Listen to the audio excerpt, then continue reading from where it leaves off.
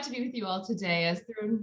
As Thrun mentioned, I'm Elizabeth Nelson, the head of diversity and inclusion for Thomson Reuters, a large global organization. We're about 25,000 employees in nearly 70 countries around the world. And I'm excited to be here with an incredible lineup of other DEI professionals. And we look forward to spending about the next 45 minutes with you all, really kind of knowledge sharing and being able to extend things that we've learned and best practices and those aha moments that we've experienced as DEI practitioners for you to think about and bring into the work that you're doing, whether you're a founder or startup or in your career and thinking about how to build culture at any level or any role across the organization. I hope that you find a lot of meaningful bits that you can take with you after today's conversation ends. So I'm going to jump on in because I love getting to learn from others. I love to explore curiosity. And let's start with some introductions. So Anne, let me toss it over to you first in terms of introductions. I'd love to learn a little bit about you and what brings you to this work. Well, thank you, Elizabeth, and thank you to the panel and my fellow panelists, Torian. I'm so happy to be here. Just as a matter of introduction to all of you out there in the virtual land, I am the Chief People Officer at Audible, and I run what we affectionately call People and Places, which clearly during COVID we realized are inextricably linked. So essentially I run all aspects of HR, including what we call Spectrum and Belonging, our version of DEI, as well as real estate and facilities.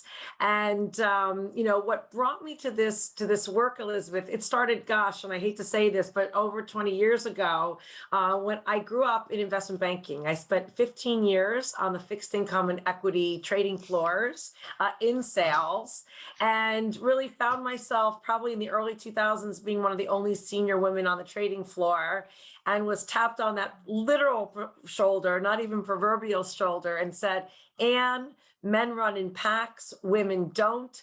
Go create your pack." And those were my marching orders to start. I was sort of voluntold to be the head of the new women's network that we were starting at Lehman. And Lehman Brothers was truly that, a band of brothers, and we needed to build up the sisterhood. And that 1-year assignment led me to become the Chief Diversity Officer. And then when Lehman Brothers went bankrupt, I went on to continue to drive DEI at Bloomberg, helped transition Mike Bloomberg back to the corporate world, was their head of HR, and then ended up moving from B2B to B2C at Audible. And DEI, or Spectrum and Belonging, is such a core aspect of running People and Places at our company. So I'm really excited to be here. Awesome. Thanks, Anne. And you're right. Belonging and DEI sits at kind of the heart of making all of that happen. Hey, Torian, can I go to you next? I'd love an introduction and what brings you to this work? Yes, thank you. Well, first of all, thank you for having me. It's an honor to be able to share this space with everyone. For me, I've been a lifelong practitioner in this work. I'm from the Chicagoland area. I've been blessed with the opportunity to grow up in 3 different neighborhoods where socioeconomically things were working class, working poor, but racially, culturally, things were different. And so for me, my formative years were actually framed around how do you not only create environments of belonging, but just wanting to feel as if you belonged as well.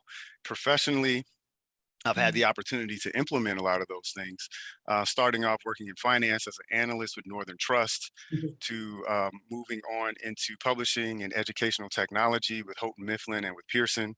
My last position within that profession was as the business solutions director for the continent of Africa, where I was the continent leader, but also had to work with, as you can imagine, different cultures, different levels of age from an executive level, and really how all those things came together with some of the organizations that we had purchased and some of the products that we were rolling out.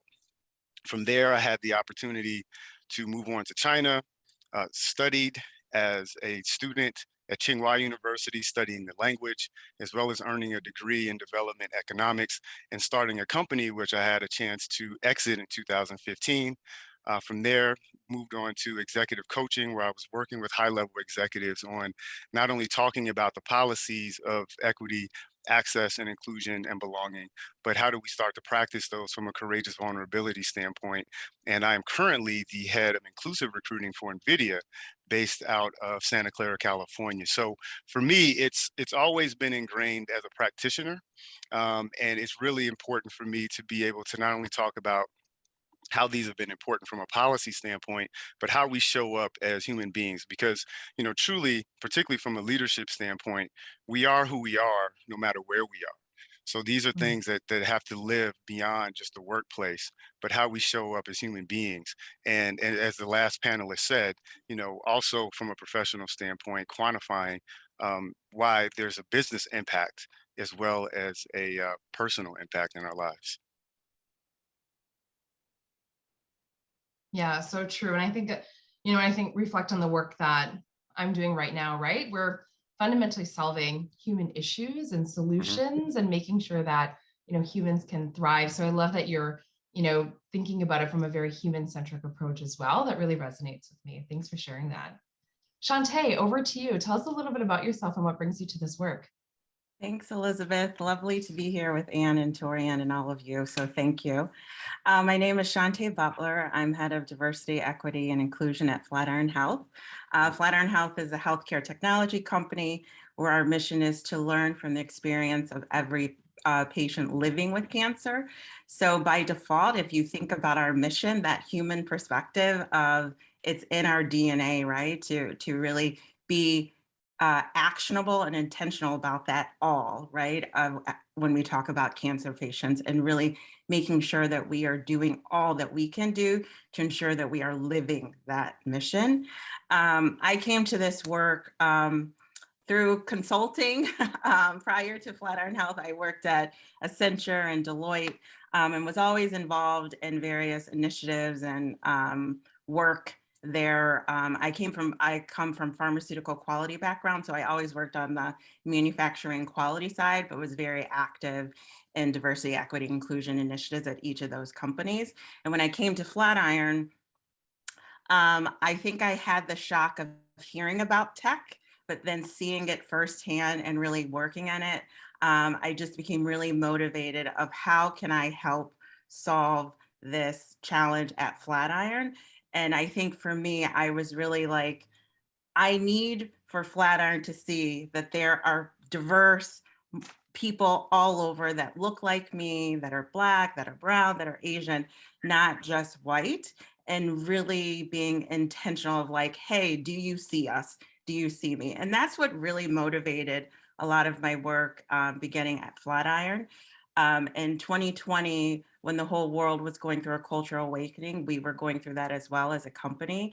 And it was the opportunity that Flatiron took a chance and took faith in me to really step in to lead this work, right? I'm not a trained HR professional, but it was a mutual relationship on both of seeing my passion and work and building those relationships, but also them taking a risk to really invest in someone, in an employee at the company. So it's been a journey for myself, but also for Flatiron. And we really are, and my goal and my intention is to really make sure that our mission is intentional and actionable and that we are living what we say we want to do for all cancer patients.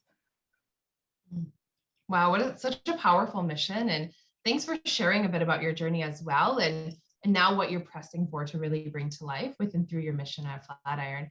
Hey, Chante, I'd love to actually stick with you since you've got the mic right now. With this work that we're doing around diversity, equity, inclusion, belonging, and knowing that today's summit is really kind of squarely focused on belonging, I'd love to hear from you. What does belonging mean to you and why does it matter? Yeah, so for us, great question. For us at Flatiron, the way that we've defined belonging is it really is the outcome from diversity, equity, and inclusion to hold space, for all of us to truly feel empowered to speak up, to make change and shift culture. And so it really is that last piece that is really, really important of that doesn't happen overnight. And it really is a marathon and not a sprint. But I think being intentional from the beginning will really help set you up for that success and really help you shift culture and design the culture that you want from the beginning. And the other thing I would say too is that we truly believe it is an outcome. When I stepped into the role, we were focused on diversity and inclusion. For me, I was very intentional about us adding that word equity and putting action around it, because it is so important to really have true belonging. And so that was part of our goal, is that we need all three of those. And we're still working on all three of those to really get to that ultimate place of belonging for all of our employees. I love that, right? Equity leads to true belonging and really helping shift the culture. You said it's a marathon, right? It's a long-term game. I often say that like this is a movement, not a moment, right? Exactly. And there are really important moments along the way, but we're in it for the wider movement to get to that feeling of belonging and what that might look like based on each of us and our needs. Hey, And I think Anne, it's like can that. go ahead, I was just going Chante. to say real quick, I think it's about sustainable change, right? You don't want quick fixes. And a lot of times, there's a lot of energy to like do things quick. And that's great for some things, but you really want sustainable change, which is how you ultimately will shift your culture. So. Yeah, such a good point. And Torian, how might you add on that as you think about, what does belonging mean to you? Are there pieces in there that resonate with you? Are you looking at it any differently than, as Chante has mentioned, at Flatiron? Yeah, I would just jump in to say, when we were thinking about setting up a more formalized approach to diversity and inclusion, we're Audible and we're very intentional about the language and the use of words. And as an independent operating subsidiary of Amazon, we really pride ourselves in having it, as most companies do, but a very unique culture. So we wanted to throw away the old, kind of EEO words, and that's why we came up with spectrum and belonging. And at first people thought like, well, spectrum has to do with autism. But essentially spectrum was about embracing the entire spectrum of talent. And no matter where you sit in the globe and how it's defined locally. And I think as Chante said, this notion of inclusion is sort of the act of including people, but belonging is a feeling. And ultimately a culture is an amalgamation of how people feel and how they come together and how they operate together. And if you feel like you belong, right, you feel safe. And that notion of like Amy Edmondson, from HBS, that this notion of psychological safety, if you belong, you can speak up and your voice matters. You feel that you can put out an opposing opinion. You feel if you belong, you can disagree without being shunted away. And we wanted people to feel like they belonged to something that was bigger than themselves. And another kind of, saying about Audible, we always say we're a company that means more than it does, right? We produce audio entertainment, but as a company, we want to change people's lives, and that includes those of our employees. So belonging is, I think, a very powerful world, because if any of us think back to when we were kids and you showed up newer to school, or you showed up wearing something different than everybody else was wearing, with my mother always dressed me different, and I always felt like I didn't belong. You don't feel like you can be your total self. And I think, as we all know, and it's trite, if you can't bring your total self to work, you're not getting the most out of your people.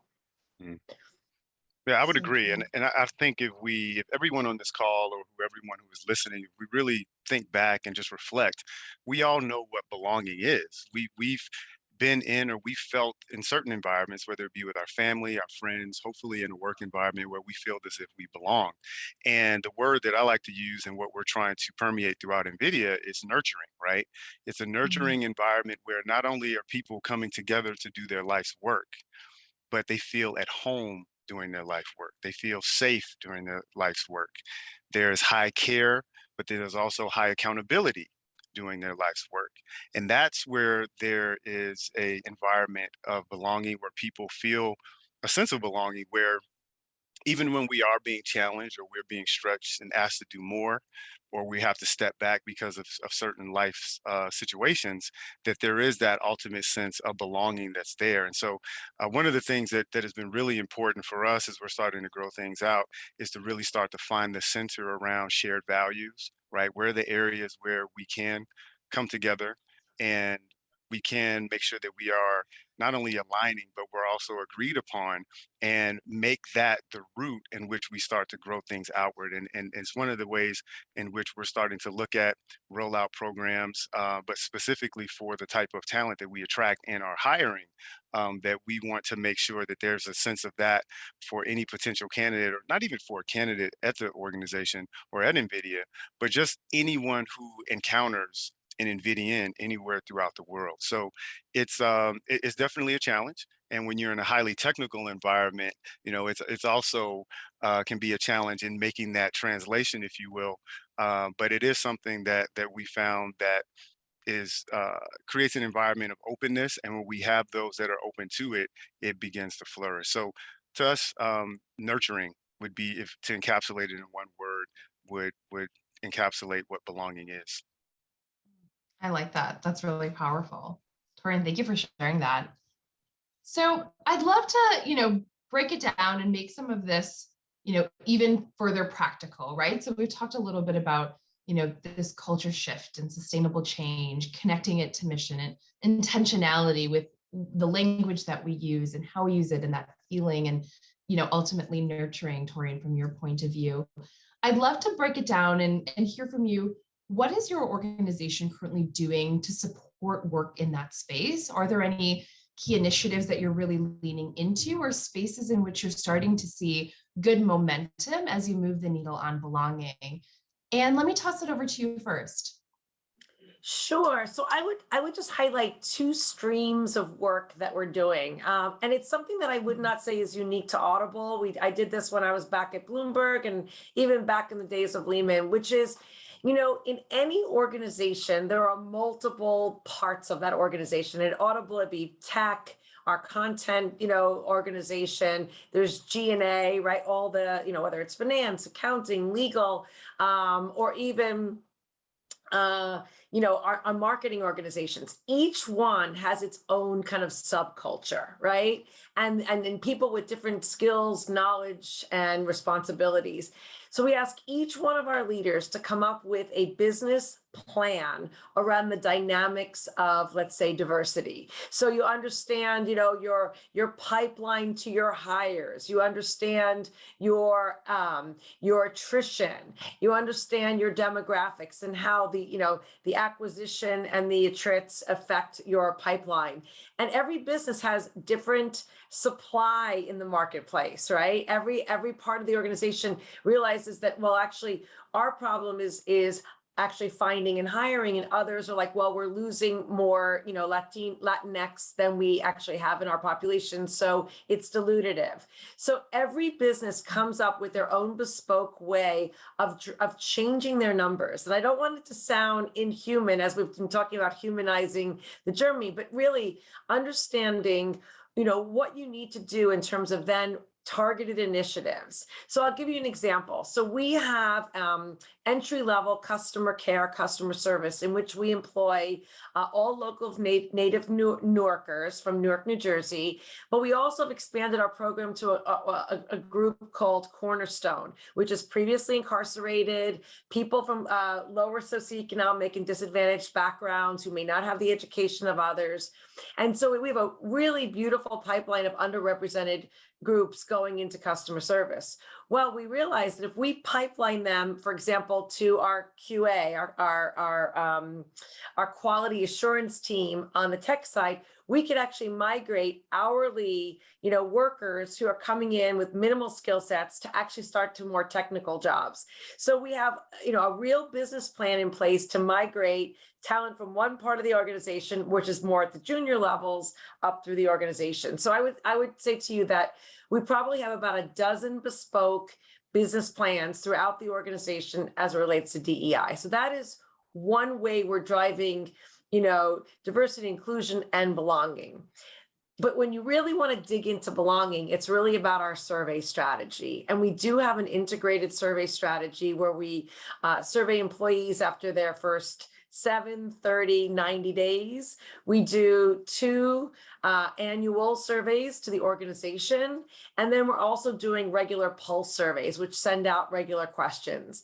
And it's through that qualitative feedback that we get from employees that we can pinpoint throughout the organization where there may be pockets of, I don't want to say the word trouble, issues, concerns, of where people are just not feeling like they're getting the right career development, or that they're feeling inequity versus their peers in other parts of the organization, or they may be stuck in the promotion pipelines because they might not be getting the right mentoring or sponsorship or attention. So I think it's through this sort of bifurcated like business planning and then surveying that we're able to not only improve our data, our demographics, but also keep a pulse on how employees are feeling and then really address it with targeted initiatives.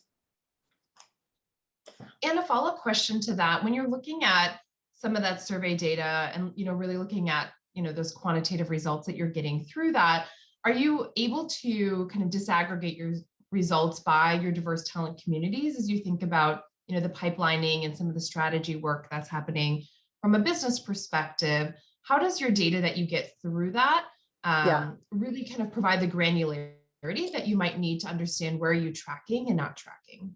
Yeah. And it's really interesting because, part of getting a really strong survey is make sure your employees trust you so that they will answer the questions honestly, and they'll actually give you written qualitative feedback.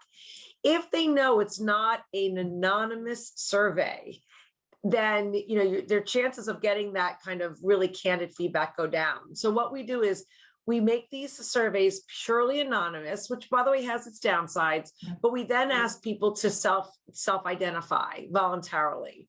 And it's true. And interestingly enough, we're finding that we get we've been having about 75 to 80% response rate on our surveys.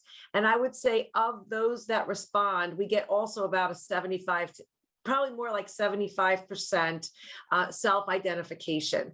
But based on that, we're able to break it down by race, gender, and location, because it does matter to us whether you're in APAC or in the UK, right? And then be able to parse out those responses to see if there's any statistically relevant difference in, let's say, how a white employee would respond versus our Black colleagues, or even our Asian colleagues in the US versus, some of our folks who are sitting in Singapore or in Tokyo. So we're able to do it through self-ID.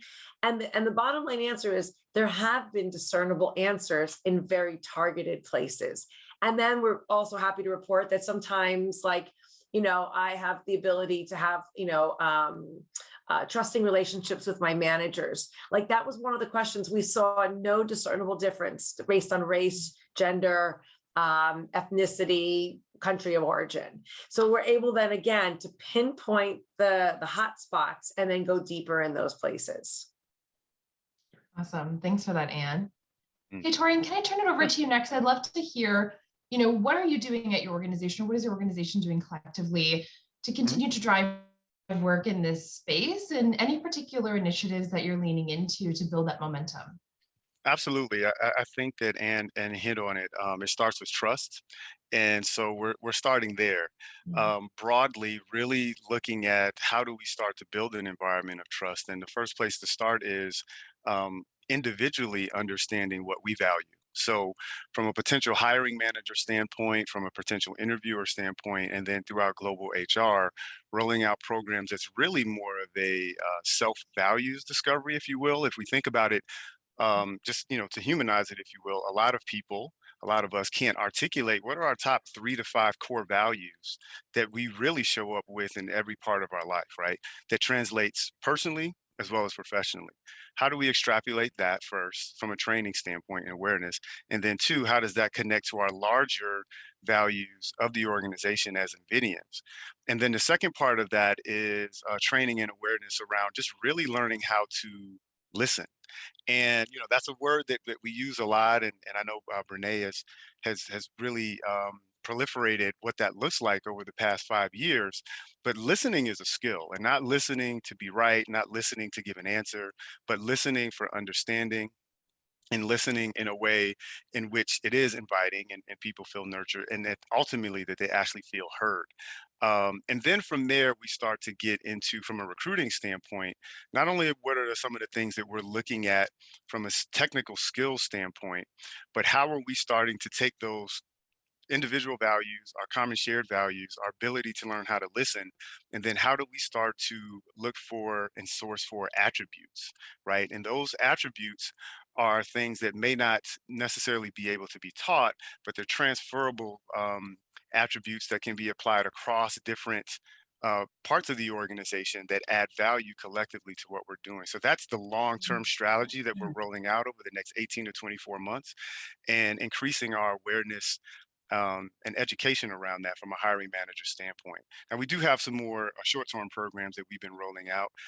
We have what's called a fan or friends at NVIDIA, where when we have some of our underrepresented candidates that are hired, where we actually have someone that is helping to walk with them through the process of, hey, I had a tough conversation, or, even from an onboarding standpoint, I'm struggling to understand this, I'm struggling to transition into my new role, or even to the local culture that I'm experiencing on a particular team. Another program that where we've piloted, but now we're rolling out across all of our regions, are what we are calling NVIDIA Insider Interviews. This is a part of our interview process where we have a 20 to 30 minutes off the record, non-recorded conversation where a potential candidate has the ability to select from any of our CRGs, our internal resource groups, our community resource groups, and they can say, hey, I identify with the Black NVIDIA network, or I identify with HLN, our Hispanic Latino network. And then you have a conversation about, hey, what is it really like? What has your experience been? What should I expect? What are the areas that we have a lot more work on? And will that affect how I may show up within the organization?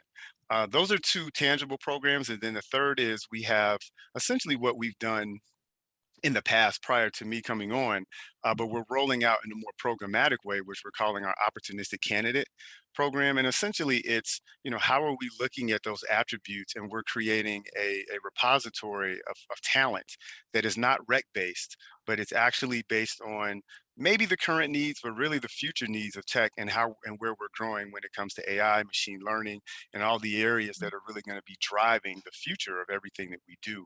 Then we can start to say we've been nurturing, we have this pool of great talent that's based on those attributes, that we know that there's some level of alignment around our central core values. Some cases we're nurturing that talent, in some cases we're making sure that we touch back in with that talent, so when there are business opportunities that are opening up, that we have a level of engagement that has already been there, where it's not reactive, or we're reacting to a requisition that may open.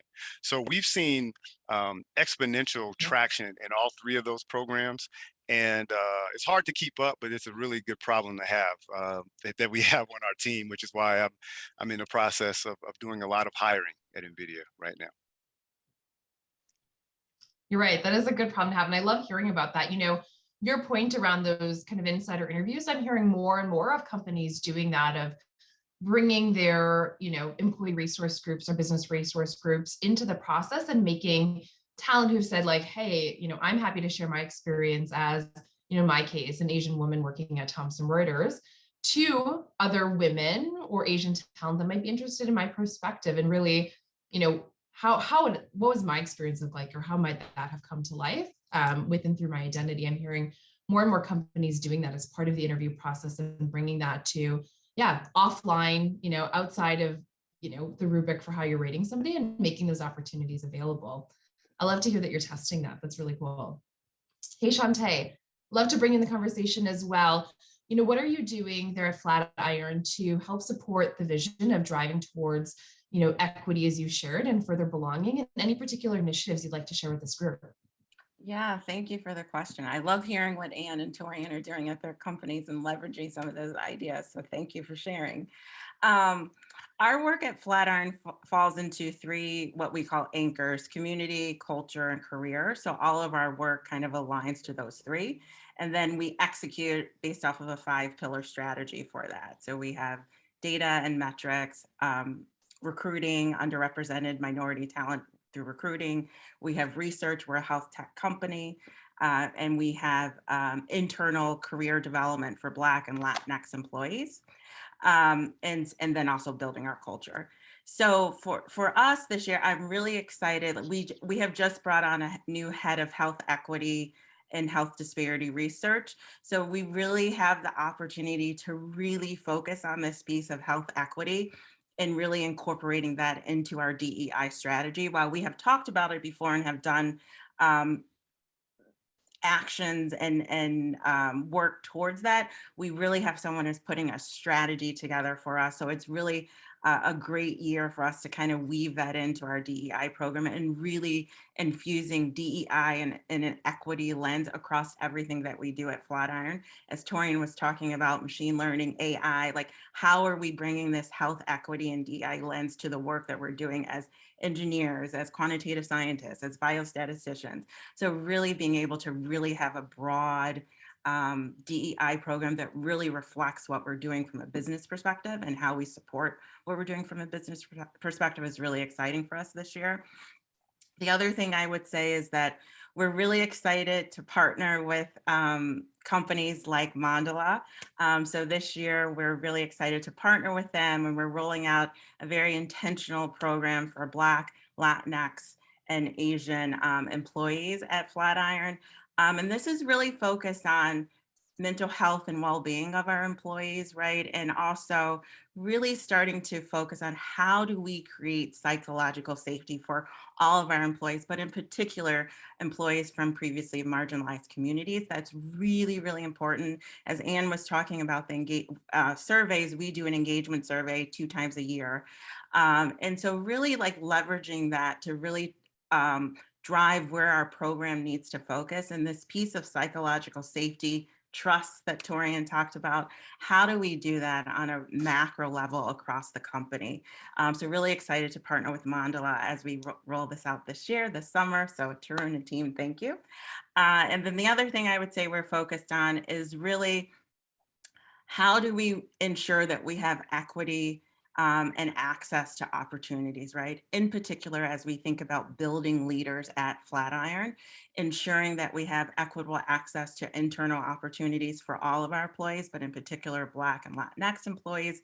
We've started, this is our 2nd year of doing a PRISM, what we call our PRISM program, which is intended for Black and Latinx managers, senior managers, and directors, and pairing them with executive level Flatiron folks to really build relationships and really help with building those relationships.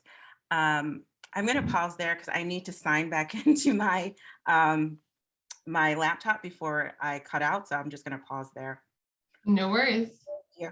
No worries. Sorry. Yeah, you know, at Thomson Reuters, in that similar kind of approach that Chante was mentioning, we've seen a lot of success in focusing on internal mobility. So we've got a goal at Thomson Reuters that this year, 65% of our openings across the globe, we want to fill with internal talent. Now to operationalize that, right, you need to make sure that there is psychological safety for employees to have conversations, and there is access to opportunity. And we think about, making sure that our talent have the right future-ready skills to be able to accelerate their careers.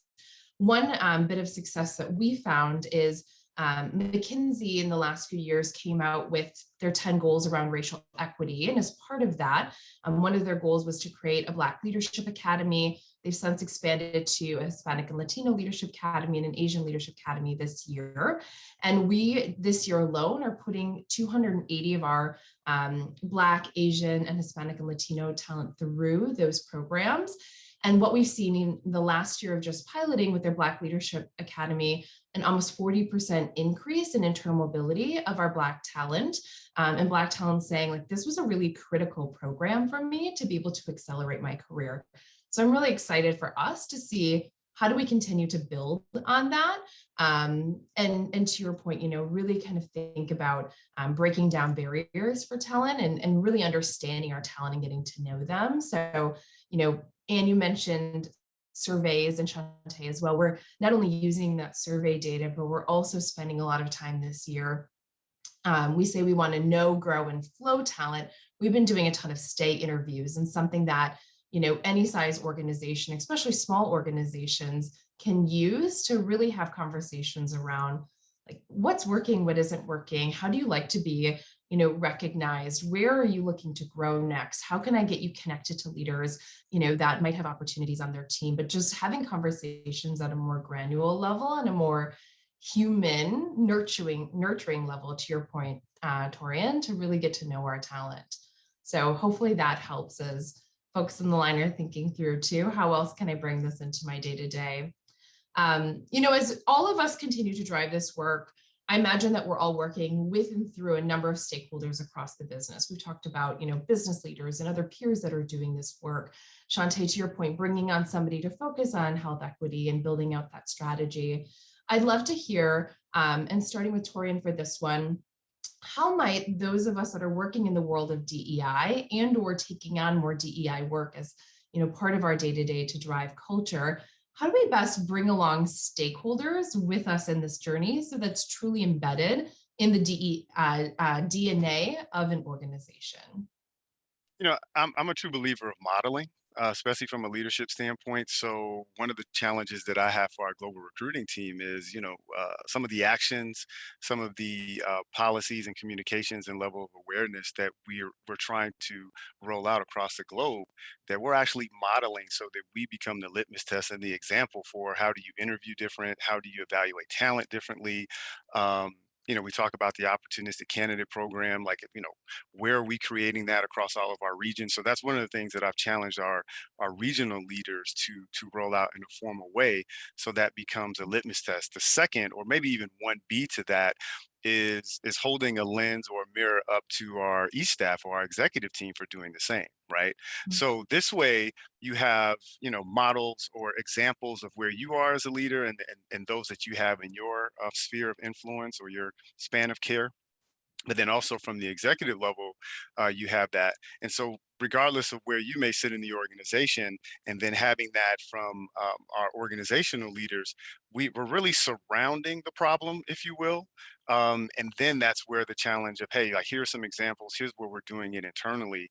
And then the third part of that is, and this is one of the things that I drive our global leaders on, is when we are talking about belonging and we're talking about creating access to opportunities, is that we're actually a value proposition. I mean, my training is in background in business. I'm an HBS grad, so I look at everything from, what type of product or service are we offering, and adding value to where a particular leader may already be. To me, that's part of not only building equity, but really building trust with leaders as well, as opposed to coming in and saying, well, this is something that you have to do, or it may not fit into what's important to you right now. Really trying to find out where they are and what are some of their sticking points. Where can we add value to help solve a problem? And I found that that third, but all three really help to build an environment where we can exponentially move the needle. Because at that point, then we start to have the bigger ask. We start to ask leaders to stretch a little bit more, create new programs, and candidly share some of their resources from a budgeting standpoint, right? So you build that Yeah. equity and that trust with leaders in those three ways: modeling, having high expectations from our executive team, and then also adding value to where a particular leader may be having a problem at a particular moment in time. Awesome. Yeah. Hey, Anne, can I ask you the same question? At Audible, how are you bringing your coalition of stakeholders along with you in this journey and helping carry some of the lift? Because we can't do it alone, right? Sure, absolutely. It makes me think about when I first started in this journey and I was working in investment banking. And, I don't know if all of you remember the days when we had to prove the business case for diversity and that it's good for business. And, like, it was really so important to kind of convince senior leadership that this matters, that the talent landscape is changing, demographically. We had to really show, like, you better get on the bandwagon or else, right? Or else there's going to be some repercussion. I would say this, and I really hope this doesn't sound like I'm pontificating, but at Audible, I have had to do no convincing that that spectrum and belonging is core to who we are, because we have our core people principles. And one of them is called Activate Caring. And Activate Caring is not about philanthropy. It's not about diversity per se, but it's about this notion that we need to, as individuals and for our organization and for the communities in which we work, not just give money, but to really like give of our time, give of our experiences and develop others. And so we hire heavily weighted on the Activate Caring principle. And two, we performance manage heavily on our Activate Caring principle. So if performance to your job is 60% of your rating, Activate Caring is 25%. And then the other 4 people principles are the 15. So people have to do it, one, because we've pre-selected you in the hiring process, and 2, you're going to get evaluated, and 25% of your final review can make a difference on a 5-point rating scale. Like it really can. And so people are motivated intrinsically, and I think, through the performance process.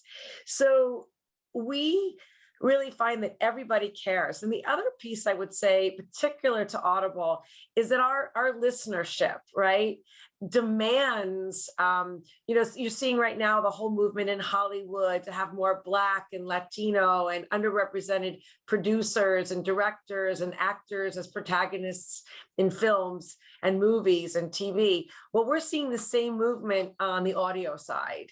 And so really trying to produce audio that appeals to the fastest growing populations in the world, it behooves us to care about spectrum and belonging. And if you just sign on to our website and look at, our offerings, it's incredibly diverse. It's very much part of our business case, although we don't lead with that, right? But it's actually truly part. And I loved what you said, Torian, earlier. I think it was community, culture, and career. Or is that you, Chante? There were 3 pillars. Chante, yeah, there were 3 pillars. Chante, and I just love that, because culture is truly where the stakeholder activation comes into being, right? How you hire for your culture, how you performance manage for your culture, and then the output of the product that you create. How does that culture actually allow you to create something that's woke, speaks to what's going on in this country and in this world today. And I think all 3 of those really result in a really bought in stakeholder and senior leadership and junior leadership. Absolutely. And just one thing to add on that, particularly from the culture piece, is, culture is something that is dynamic. It is not static, right? So a lot of times, there can be a conversation around culture, and in some cases, a protectionism, if you will, of the culture that was. So really talking about culture from the standpoint of something that is always contracting, expanding, and from a talent standpoint, a specific conversation that we have is not around culture fit, but it's really around culture add, cultural contribution, right? So how are we looking at talent and those that we're developing internally to the addition, what they can add to the culture as we start to grow and expand, and make sure that the hardware, the software that's being developed from an AI standpoint reflects the market that we are serving globally. Mm-hmm. So powerful. I agree. Hey, Chante, how are you bringing along your stakeholders at Flatiron? Well, I agree with everything Anne and Torian said. So really that piece of modeling accountability. So for us this year at Flatiron, the accountability piece is really, really key of like, how do we make all of us, it's not just my responsibility, right? I'm the shepherd of it, but it's not just my responsibility. So how do we make all of us accountable to really shift the culture?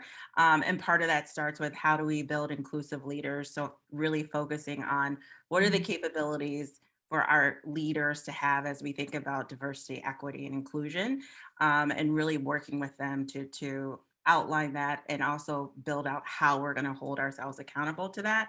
Then I think the piece that Torian was really talking about that really spoke to me and really resonated with me was that relationship building piece, and really understanding how you can help and, as you say, be a value add, right, to your leaders, right, and help them solve problems. One of our values at Flatiron is solve problems that matter. This year, when we talked about DEI, we specifically talked it as solving it as a problem that matters. Our other value is do the right thing. And yes, while that is true, this really is a problem for us to solve. If you think about the space that we operate in and from a health equity perspective, health disparity. So it's not only internal, it's external. And how can we really solve this problem that matters to so many people? We're talking life and death here as you think about cancer patients. So really being actionable and tied to our mission and to our values is how we're bringing our stakeholders along at Flatiron. I love that. Okay, so we're getting close to time here together. I'd love to do a quick, around the horn as you think about, those that are on this call today, whether it's, those that are, in the midst of a startup or working for a startup, they're a founder themselves. I'd love to hear from you. What advice would you give to particularly a startup in this case as they figure out building a culture of belonging and DEI? Like, what is that nugget that they should think about embedding into their work now that might be harder to do later on? Hey, Anne, I'd love to turn over to you first. Sure. And I know we'll be building across the three of us.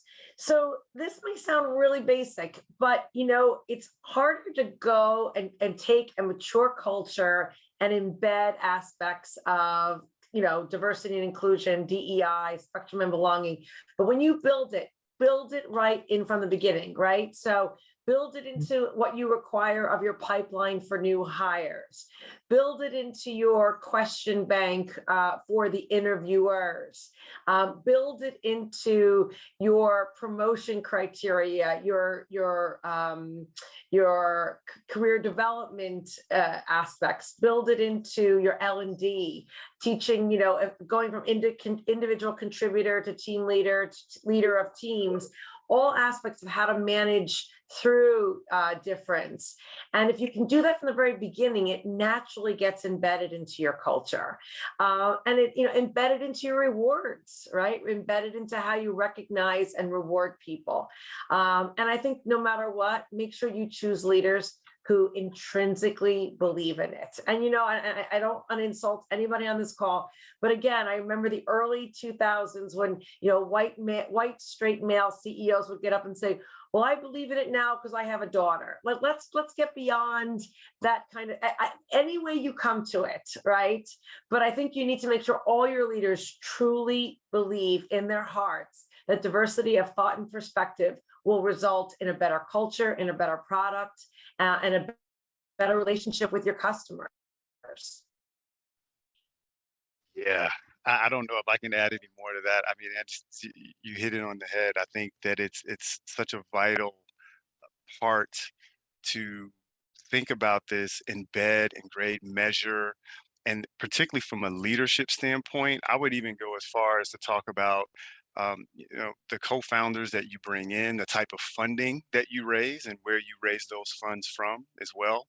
There are things like the Black VC, Latino Black VCs, where you're getting your rounds of funding. I've worked with organizations as an advisor and even from an investment standpoint where they have metrics around a percentage of their fundraising rounds has to come from a underrepresented firm, whether it be angels, Series A, et cetera, et cetera. I mean, really making it an actionable part of what you do to show how serious you are, and then having success through that runway as you're building out your products and service and you're gaining market traction. That's where it becomes something that is lived outside of just the circle of passionate practitioners that we have here and those aware leaders that we have throughout corporate, but it really starts to become embedded into everything that we do. So that's just a tidbit to add on top of what Ann said, but it really is about starting as early as possible, if not from the very, very beginning. I would, as we say at Flatiron, +1 to both Anne and Torian and everything that you said. I would just add to leverage your relationships, right? None of us have all of the answers, right, for this work, this very important work. So leverage those relationships, right, where you have blind spots, where you may have had missteps. And I would just say, like, for me, the piece of like being a vulnerable leader is so important in this work. And so really having that vulnerability and the bravery of when to reach out to folks to be like, hey, I don't know, I need help in this, right? And leverage those relationships, or in the places where you've had a misstep of really facing that and owning it and then being able to move on. Because what you don't want to happen is to become immobilized by fear of doing or saying. And we want to make sure that we keep the momentum going and the movement going. So I would just add those two things. Yeah, and I guess from my point of view, one, I love that like there's no time like the present. So start the work now. I love Chante, leveraging your networks. Also think about your external networks. I mean, here in the Twin Cities, I'm based in the Minneapolis-St. Paul area. We've got a really vibrant startup culture, a lot of really great startup events that are happening. And us big corporate companies come together with our startups to knowledge share. And I'm constantly pinging my peers within diversity inclusion at other companies. What are you doing in this space? What does your policy look like? How are you thinking about return to work or the future of work or evolving performance based on a more hybrid work culture? And we constantly are knowledge sharing. So there's a lot of things that I might be building bespoke for my organization, but there's a lot of things that I'm lifting and shifting of leaders in this space. And I find that, the stronger my professional network gets, the faster I'm able to kind of test and experiment. And I would encourage you to think about that approach as well as you do this. I mean, one of our biggest mindsets and behaviors for our leaders is model coach care. We talked about kind of similar facets of that. We stole that from Microsoft. We didn't create it on our own, but we met with a bunch of organizations. We loved what they were doing. And then we customized it based on our work culture. So know that, to Chante's point, you don't have to know all the answers, but you also don't have to think of all of the ideas on your own as well. Okay, I know that we could all talk about this all day. I appreciate all of the comments that have been coming through on chat. I hope that we got to all of your questions that were in chat as well. Through, thank you for having us today. I really loved learning from you, Chante, Anne, and Torian, and really excited to see where this work takes us all next. Thanks Absolutely. again. Thank you. And please reach out. I think we're all on LinkedIn. I think creating community and conversation around this is important. So please reach out and let's find a way to keep this dialogue going, because it's, it's the most important work, in my opinion. So let's make sure we do that. Absolutely. Thank you so much. Thanks, Tarun, and thanks, Chante and Torian. Thank you. Hey.